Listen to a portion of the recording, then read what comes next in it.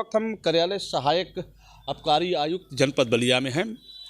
जैसा कि आपको बताना चाहेंगे कि अब मार्च का महीना आने वाला है, यानी 31 मार्च के पहले अब शराब की दुकानों की जो सिस्टम है, जो प्रक्रिया है, लाइटरी या फिर रिन्यूअल क्या होगा, तो अभी कोई सरकार की तरफ से गाइडलाइन तो नहीं आई है, लेकिन संभावना ये है कि अब सरकार की कोई नई गाइडलाइन आ सकती है। क्या है मामला, जानिए। बलिया ज़िले में करीब देखा जाए तो शराब की दुकानों की संख्या की बात करें तो अंग्रेजी शराब की दुकानों की बात करें तो कुल 47 और बियर की दुकानों की बात करें वो भी 47 है और देसी शराब करीब 141 है। यानी देसी शराब की दुकानों की संख्या 141, अब बियर और अंग्रेजी की शराब की दुकानों की संख्या 47। 31 मार्च के पहले जो नए दुकानों को किस तरीके से शामिल किया जाएगा या पुराने दुकानों को ही मौका दिया जाएगा या वही रिन्यूअल होगा या फिर नया कोई गाइडलाइन आएगा, ये तो अभी वक्त बताना बड़ा मुश्किल है। लेकिन ये संभावना है कि अगले वीक में यानी अगले सप्ताह में सरकार की कोई नई गाइडलाइन आ सकती है। जैसा आपको हम बताना चाहेंगे कि जो जानकारी सन 2002 के आसपास पहली बार लॉटरी सिस्टम से शराब की दुकानों का आवंटन किया गया।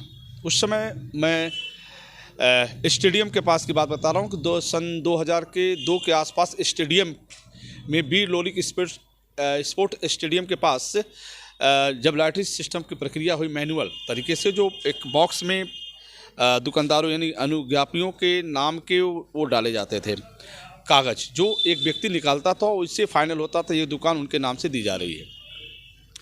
तो उस समय तत्कालीन जिला अधिकारी राजेश कुमार सिंह थे, जिनके देख रेख में लॉटरी सिस्टम की शुरुआत हुई थी। उस समय सारा कुछ सिस्टम मैनुअल था। लेकिन फिर उसके बाद 2009 के बाद फिर लॉटरी सिस्टम शुरू हुआ। फिर 2018-19 में ऑनलाइन लॉटरी सिस्टम के माध्यम से दुकानों के आवंटन हुए। अब उसके बाद अब तक यानी 2022 से 23 भी बीतने वाला है, तो 2023 यानी 18-19 से और 22-23 के बीच अभी तक लॉटरी सिस्टम से दुकान नहीं हो पाई है। क्योंकि वो जो 18-19 में जो लॉटरी सिस्टम से जो दुकानें अनुज्ञापियों को मिले थे, उसी को रिन्यूअल प्रक्रिया के तहत सबको दुकानें दी गई। ऐसे में बहुत सारे दुकानदारों ने अपनी दुकानों को छोड़ा, तो फिर वो नए सिरे से इस विभाग ने, आबकारी विभाग ने नए तरीके से फिर लॉटरी सिस्टम निकाल के उस दुकानों को आवंटित किया। लेकिन 5 सालों में देखा जाए अभी तक सरकार की तरफ से उसी पुराने 18-19 के ही गाइडलाइंस पे सारे अनुज्ञापियों को दुकान को पुनः रिन्यूअल कर दिया जा रहा है। जबकि बहुत से ऐसे लोग हैं जो आबकारी विभाग का चक्कर लगा रहे हैं कि हमें भी शराब की दुकानें मिलें, लेकिन उनको मिले कैसे? जब तक सरकार की कोई नई गाइडलाइन नहीं आएगी, जब तक कि उनको दुकानों में शामिल नहीं किया जा सकता। नए अनुज्ञापी तभी शामिल हो सकते हैं जब नए सिस्टम से लॉटरी प्रक्रिया शुरू होगी। उसमें तमाम लोग लॉटरी डालेंगे, तमाम लोग ऑनलाइन लॉटरी के माध्यम से जुड़ेंगे, जिनको दुकान मिलेगा अनुज्ञापी बनेंगे।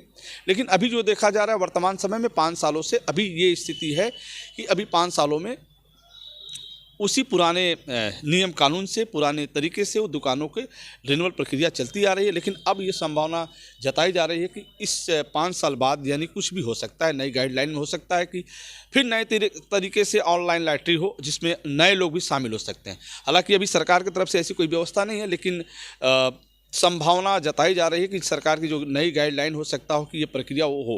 नहीं तो जो पुरानी प्रक्रिया का जो सिस्टम है रिन्यूअल हो सकता है, नहीं तो नई अगर प्रक्रिया की बात करें तो हो सकता है कि नए तरीके से लॉटरी सिस्टम होगा तो कुछ लोगों को और लोगों को मौका मिलेगा। फिर हम आपसे जुड़ेंगे, तब तक लेते हैं। जुड़े रहें बलिया आजकल से। मैं रोशन जायसवाल, नमस्कार।